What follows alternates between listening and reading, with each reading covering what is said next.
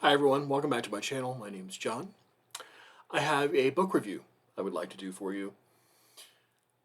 The book I want to talk about was published in 2 volumes, and I read them both and reviewed them both years ago, not long after I finished them, and then posted the review of volume 1. And as I like to say all the time on this channel, I eventually get to reviewing everything I read. Sometimes it might take me a while, and this did take me a while. I read this, like I said, years ago, but it's still fresh in my mind for several reasons. So the one I will link to below, it's a slightly shorter review. My reviews over the years have gotten more lengthy, but it is the first half of Karl Popper's The Open Society and Its Enemies, which is basically about Plato. All right, that's the one I already posted. I think it was in 2020. I will link it below, hopefully, if I remember. The one I want to talk about today in this video is Volume 2, The Open Society and Its Enemies, Hegel and Marx, which Popper also doesn't like for reasons I'll talk about in a second. But I'm just talking about Volume 2. These are both from Princeton University Press, long before I opened up a relationship with them and started receiving books from them and talking about them on my channel. But they have since come out with a 1-volume Open Society and Its Enemies. It is 800 pages. It's in the Princeton University Press Classics line, so it's one of those orange-reddish ones. But go look if you want a 1-volume version. Mine is a 2-volume version, a little less preferable as a copy. I'd prefer the other one, but I want to talk about Volume 2. Like I said, Hegel and Marx.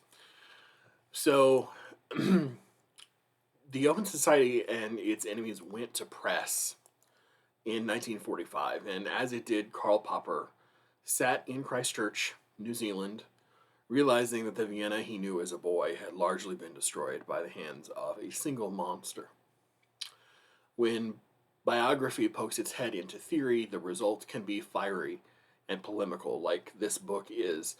And the second book of Popper's, The Open Society and Its Enemies, is full of a voice that's fully aware of what happened to his childhood home.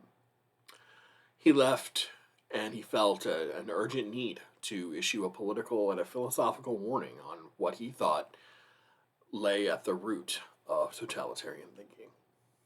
For Popper, the Open Society incorporates criticism of itself and values things like individual freedom, democratic oversight, and institutional reform. In other words, it is roughly synonymous with what we would call a liberal democracy. In Volume 1, this is a very brief refresher, Popper took on Plato as the original purveyor of totalitarianism, reading Plato's Republic not as a harmless utopia, but as a working template for a rigid, static, anti-democratic state that tries to stop all change in its tracks. In Volume 2, he turns his attention to Hegel and Marx, the two giants of 19th century historicism. Historicism claims that history has a direction and a purpose to which we must ultimately subordinate ourselves, that only intellectual elites, for Plato, it's the philosopher kings, right? And that political movements are justified in using charisma, coercion, and violence to achieve history's ultimate end. The form of historicism Popper argues against most vigorously is the Marxist theory of history, which predicts the eventual overthrow of the bourgeoisie and the rise of the proletariat. But this is just one example. He talks about it the most, but it is just one example. When you see any kind of totalitarian thinking, you barely need to scratch the surface before historicism rears its ugly head. The Nazis had their own version of historicism, right? That history was an inevitably racial struggle governed by biological laws, and that the triumph of the superior race and the elimination of the weak race or races was a historical necessity, and that the rights and freedoms of individuals were subordinated in achieving the destiny of the German Volk. Notice the common theme of all forms of historicism here. They promise a certainty. They attack criticism as disloyalty, and they favor the opinions of an elite historical class who hold their brand of historicism dear. They emphasize fixedness in social rules and hierarchy and unchanging truths. Historicists reduce or flatly refuse to acknowledge complexity because they know it will compromise their simple one-size-fits-all political solution.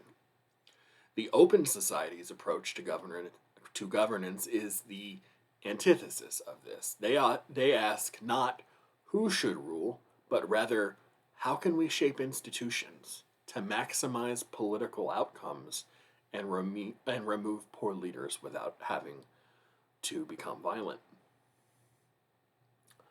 When Plato offers the easy answer of who should rule, of course it's the wise and the virtuous, Popper already smells something fishy. This would be ideal under one condition, that human beings were perfectly wise and virtuous as Plato assumed they could be, and that we all agreed on who the wise and virtuous people were. But of all people, Plato should have probably known better. Before you're a philosopher king, you're a human being, with all of the desires and prejudices and biases and moral blind spots that other people have. Popper doesn't argue that historicism always results in pogroms and gulags and that open societies are always perfect laboratories of democracy. Where historicists think human beings can attain perfect knowledge, believers in the open society accept the mantle of fallibility. This encourages historicists to offer grand, totalizing solutions Popper calls utopian social engineering, while believers in the open society hold to piecemeal social engineering, small, gradual changes over time that can gradually, slowly make society better. People who believe in piecemeal engineering, piecemeal social engineering, think that we can guide our own futures, not because we know everything, but because we can test policies as we go, and we can learn from their consequences, and we can adjust course as we think necessary. Not only does historicism pretend to human perfection, it also makes its citizenry weak and passive. If historical outcomes are inevitable, what's the point of civic participation or trying to make the world a better place anyway? Historicism makes apologies for violence. If the future is inevitable, its opponents do little more than forestall the perfect righteousness that lies at the end of history. For those who delay justice, there can only be one thing that they deserve, and that is punishment. Popper's critique of Hegel is vicious and probably unfair in parts. It's clear that he hadn't taken the time to familiarize himself with all of Hegel's work before using him as a kind of punching bag, but much of what he says is also accurate.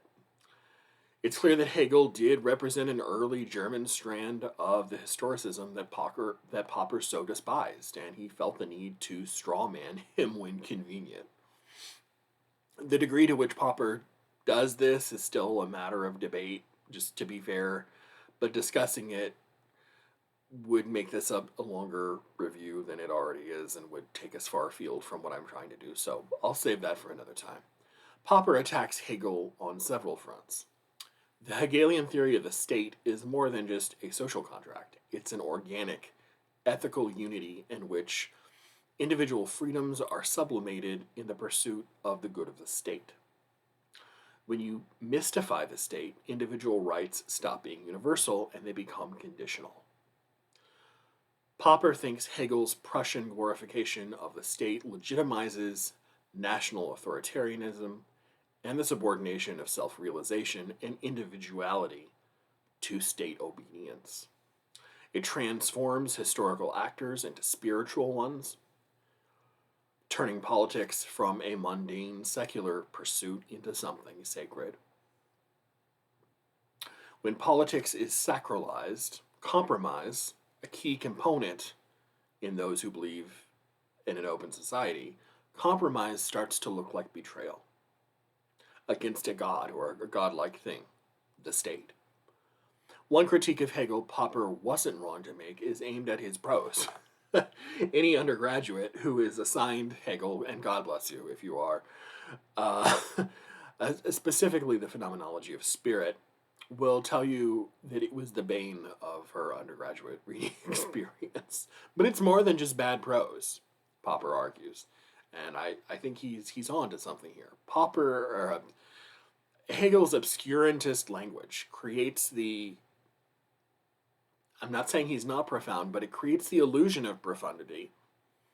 It's murky, it's hard to interpret, it has very hazy claims that are more difficult to challenge because they resist falsification, which is also another big Popperian theme that I won't go into, which Popper viewed as central to knowledge about the world. If you can't falsify a claim, it's not science. It's not really something you can say you know. For Popper, Hegel's ideas aren't bad because they're abstract or difficult to understand. It's possible Hegel's opacity was a finely cultivated tool honed to deflect criticism. Who wants to question something that sounds as profound as Hegel does? Popper doesn't treat Marx as harshly as Hegel, not quite as harshly, even going out of his way to praise Marx's moral and intellectual seriousness, but he still has problems with Marx. Marx as social critic, Popper mostly respects. Marx as political prophet, Popper derides. Instead of merely criticizing the internal logic of capitalism, Marx claimed to have discovered the unchanging laws that govern the eventual transition from capitalism to socialism. And for Popper, this was his big failure. To a degree, Popper is on board with Marx's historical materialism, the idea that material conditions of law, politics, morality, and philosophy all shape modes of human production. But much like Hegel before him, Marx overstates his case. If history is driven only by material conditions, human will and rationality have no impact on historical processes. This is what Popper calls the revolt against reason. He dislikes Marx's tendency to whitewash broad historical processes like feudalism falling to capitalism or capitalism generating internal contradictions which the proletariat eventually take advantage of to overthrow capitalism and institute socialism. They look like nice, neat little steps in the state or in that progress from feudalism to socialism, but it's actually a very, very messy series of steps in between. Marx is a cheerleader for the revolution, whereas it should be clear by now that Popper is suspicious of it. Revolutions breed unpredictability, instability, and empower charismatic demagogues. Though Popper admires Marx's humanitarian impulse to recognize material conditions and encourage egalitarianism, he thinks those are good things, he attacks Marx's totalizing philosophy of history as the inexorable march toward global communism. Marx erred not in his critique of capitalism, because Popper mostly agrees with that, but in his eagerness to present that critique as a scientific inevitability. For Popper, the most important question about history is if it has any ultimate meaning. For historicists, the meaning is history marching towards its final destiny.